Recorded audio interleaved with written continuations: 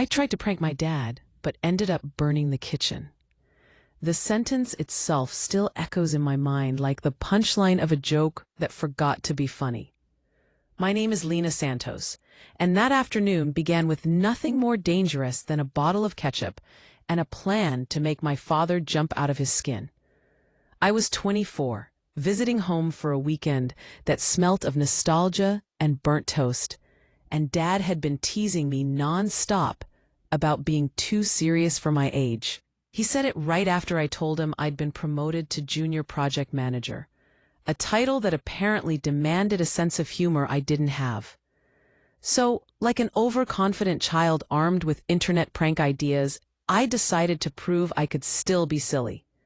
That decision set my family kitchen on fire, literally, and maybe taught me more about guilt, humility, and burnt ceilings than any corporate seminar ever could. The day started bright and harmless. Mom had left for her weekend yoga retreat, leaving the house to Dad and me. He was in the garage, tinkering with his motorcycle like it was a sacred relic, and I was scrolling aimlessly through social media. Somewhere between a cat video and a cooking reel, an idea sprouted. Fake blood in the sink, ketchup trail across the tiles. The old "I accidentally cut my hand" trick. Dad's not squeamish, but he panics when people he loves are hurt. It's oddly sweet. I imagined his gruff voice cracking as he rushed in to save me. Then me bursting out laughing, triumphant. Childish, yes, but we all revert to children with our parents. Arming myself with ketchup felt like preparing for a ridiculous ritual. The kitchen counters were gleaming. Mom had deep cleaned before leaving. I tore a piece of paper towel, flipped the ketchup bottle upside down, and wondered how dramatic to make the scene. Red streak here, a drip there. Maybe a puddle by the knife rack. I turned on the stove for no reason except habit.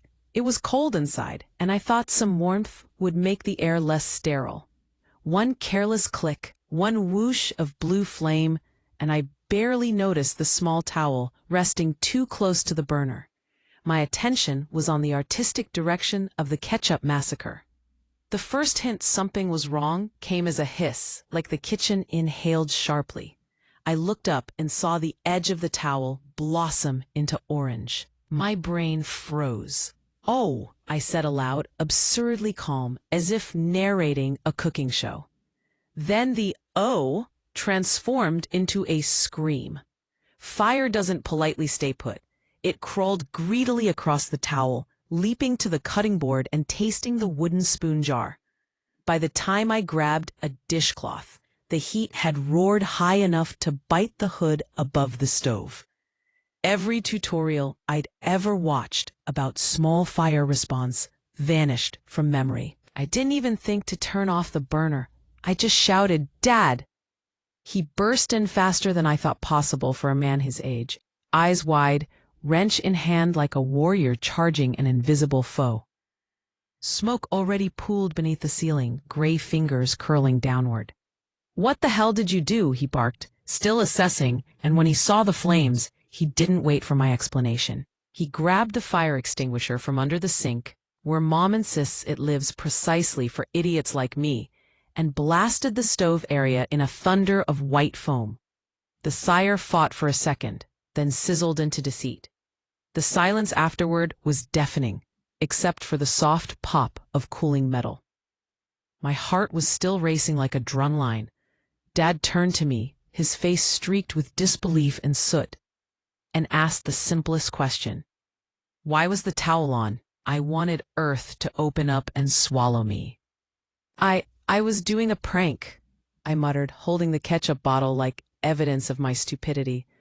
His eyebrows shot up. A prank? With fire? The sentence aged me 10 years on the spot. For a few minutes he just stared, jaw tight, nostrils flaring as smoke alarms whined overhead. Then he did something unexpected.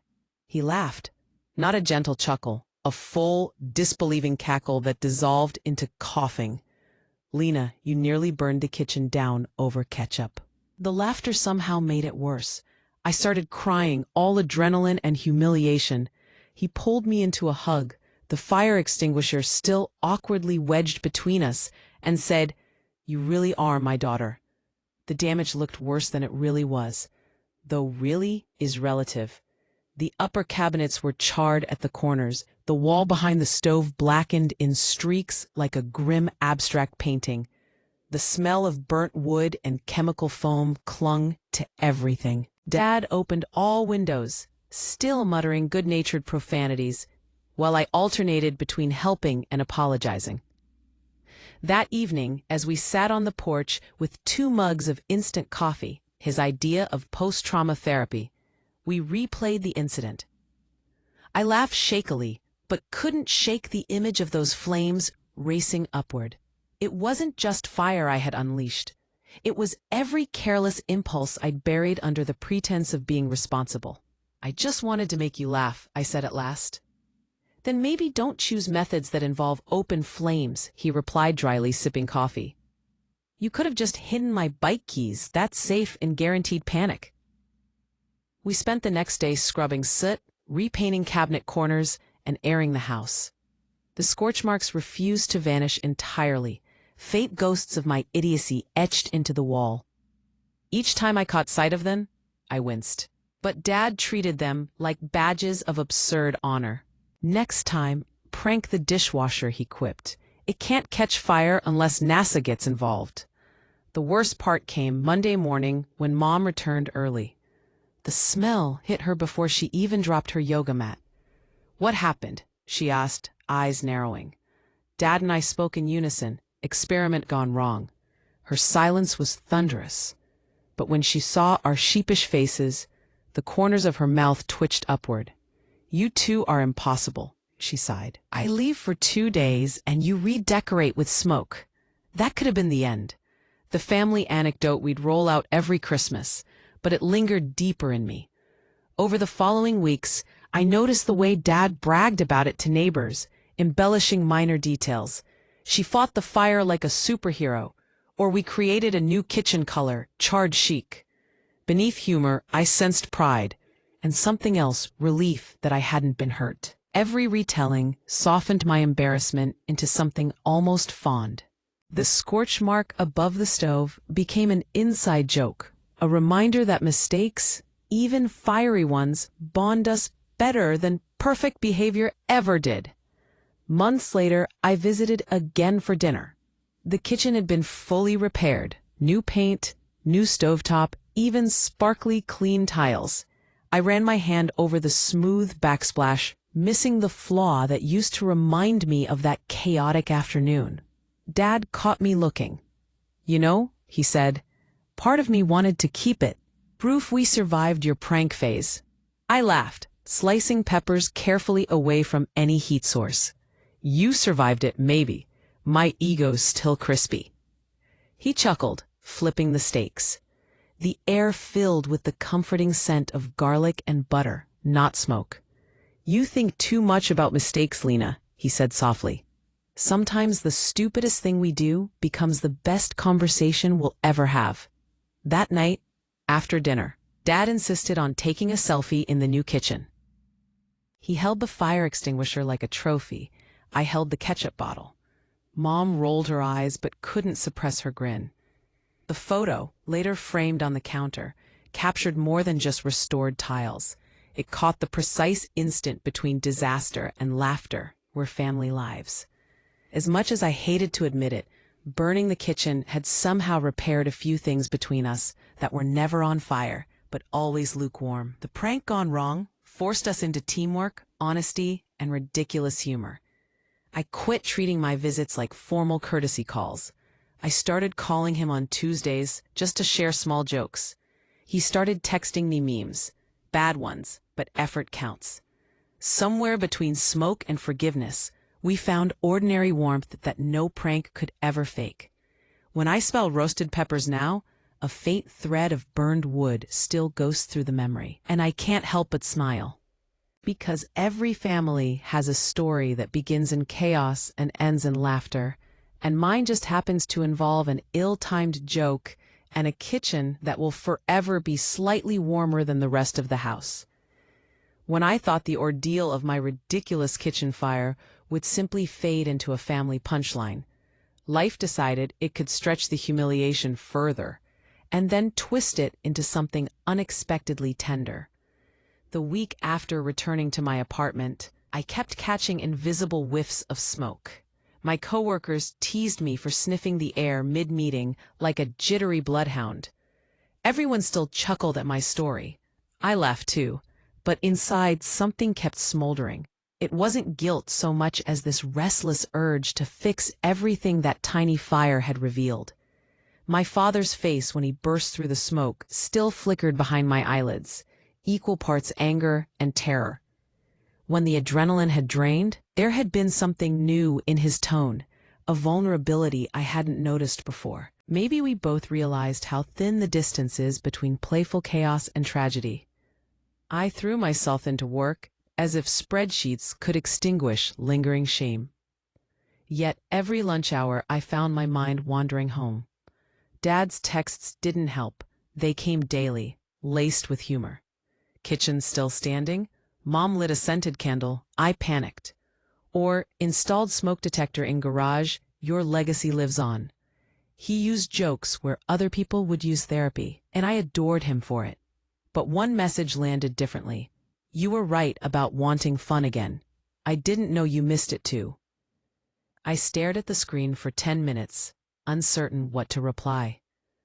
Part of me feared that if I examined his words too closely, they'd collapse the fragile ease we'd reclaimed. A month later, he surprised me with an invitation. Come home for the town charity fair. He wanted help running a stall called Guess That Tool. Apparently, kids would stick their hands into a covered box and guess which wrench or screwdriver they were feeling. I could already taste the irony. But I said yes, because somehow after the kitchen incident, no felt like betrayal. Returning home again was strange. The kitchen, newly painted and lemon bright, looked like a dream someone else had installed. The memory of soot lived only in my head. Dad was in an uncharacteristically good mood, bustling around with the energy of a rookie magician preparing his big act.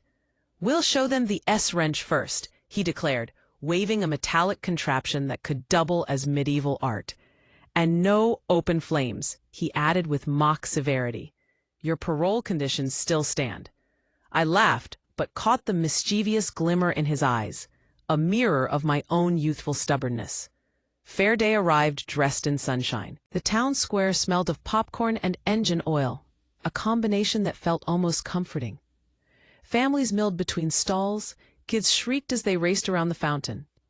I watched Dad argue amiably with a farmer about torque settings, and something in my chest loosened. There, amid the noise, he looked lighter, unarmored. We worked side by side all morning, our banter flowing as easily as soda from a can. At one point, a teenage boy burned his hand slightly on a popcorn machine. Instinctively, I dashed over with damp paper towels and calm words, the social worker reflex taking command. Dad watched from a distance, pride softening his grin. Later, he murmured, "See? You rushed toward trouble, same way I did to that fire. Must be genetic." That night, as we packed the tools and leftover fare tickets, he turned serious.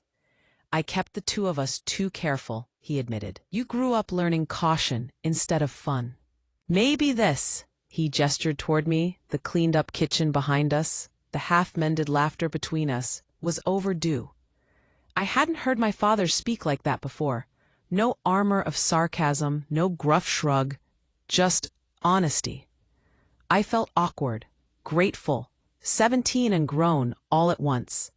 I told him the prank had been stupid, yes, but it had forced us both to look past our routines. We stood there in companionable silence until Mom broke the moment by announcing dinner. Lentil soup and, as she dramatically emphasized, no fried anything.